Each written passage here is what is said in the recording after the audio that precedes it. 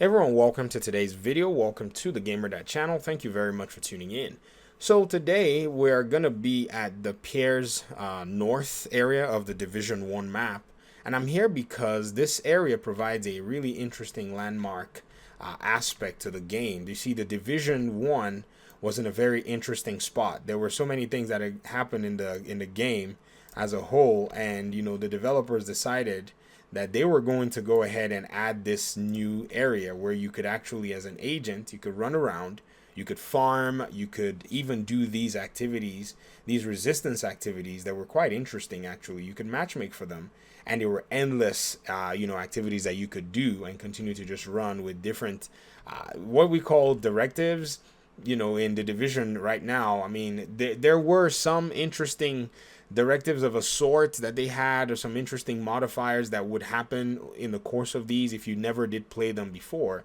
And so what's really interesting about the content pieces here is I went ahead on Twitter and I asked the developers, I said, yo, content like Resistance, how long hypothetically would it take to make? And I posed the question to Yannick, I posed the question to Paula Hofstein, I posed the question to the division. I never really got anything back, but that's usually the story of my life. Nobody answers me.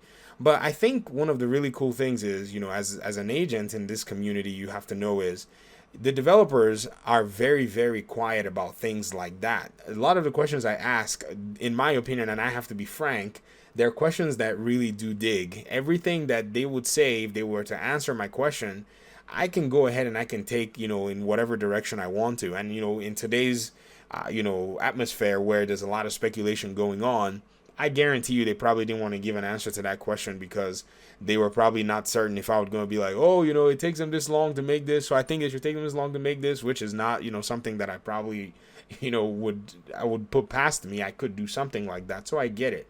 But what's really important is this particular content piece showed up in the game in a very strange time. So let's do a little bit of division history as we actually walk through this resistance mission. So if I have brain fog, it's because I really can't talk and play this game. It's insane. I'm not good at multitasking, but we'll give it a shot anyways.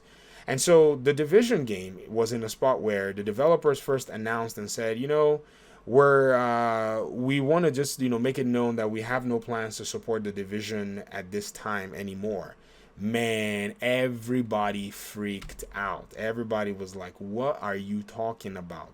Like, have you lost your mind? Why would you do something like that? This is not a smart thing to do. The community was in a tizzy. And admittedly, I think that was the right reaction from members of the community because, we kind of thought, we've already, we've hung out with these guys for so long.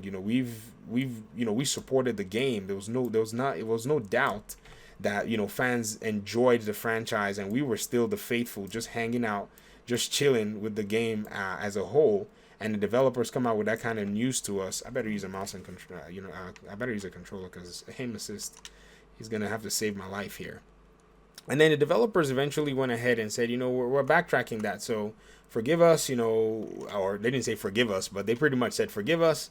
And, they went ahead to say, actually, we have some content that we're bringing for you guys. And then they worked on this Piers, whatever, this endless system of you just coming here and playing these activities. And you could actually explore a new side of the game's existing map and do some really cool stuff. And so it was a really interesting way that they actually set up everything. They made sure that the community was in a happy place. They dropped the content in somewhere around November of 2017 or maybe earlier.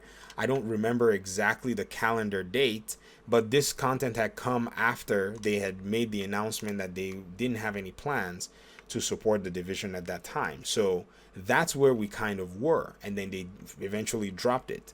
Now, after dropping the content, what was interesting was the developers eventually came out again March, I think it was March of 2018, so about 4 to 5 months later, actually announcing that they were working on a Division 2 title.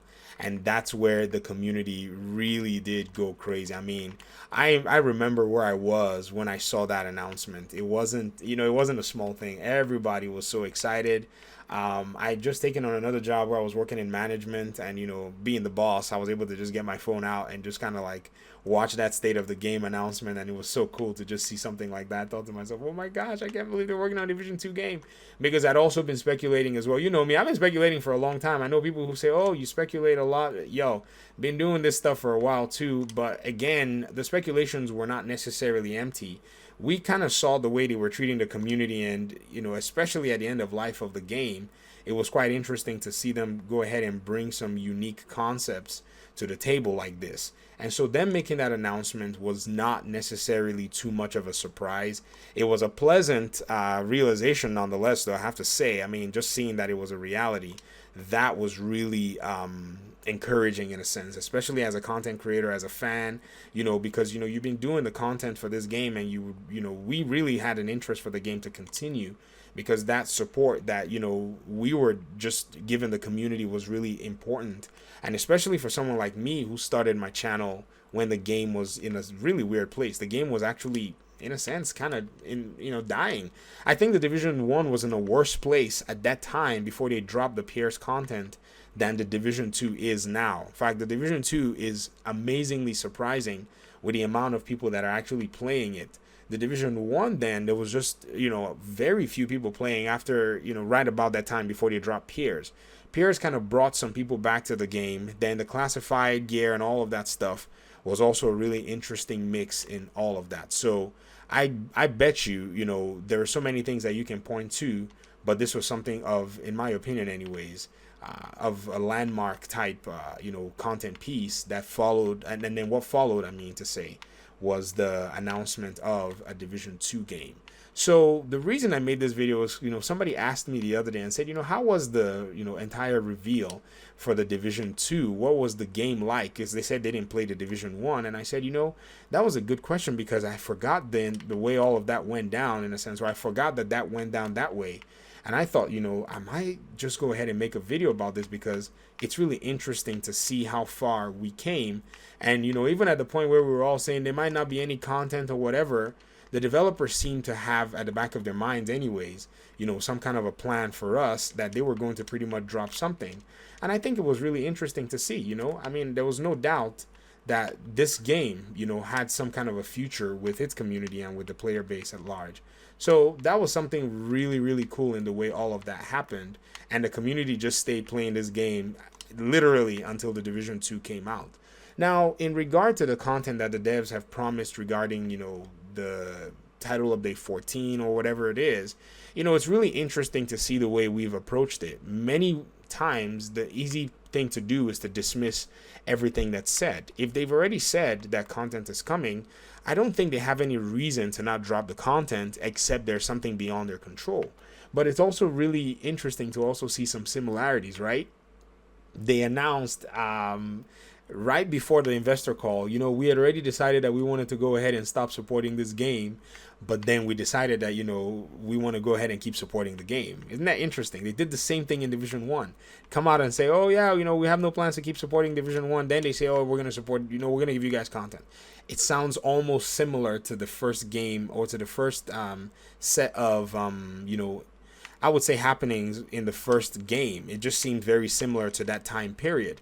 Now, it could be coincidence, and it could be that, there's no more for us for a while, but I don't necessarily think that that's the case. I think what it says is there's a value to the consumer base for the Division game itself. People, in a sense, need to understand that massive Ubisoft values this IP very much. And even though there might be constraints, even though there might be ambitions that they want to pursue that may not seem to line up with the Division right now, it still does not remove, in my opinion anyways, how important and how critical this content, piece is for the entire game.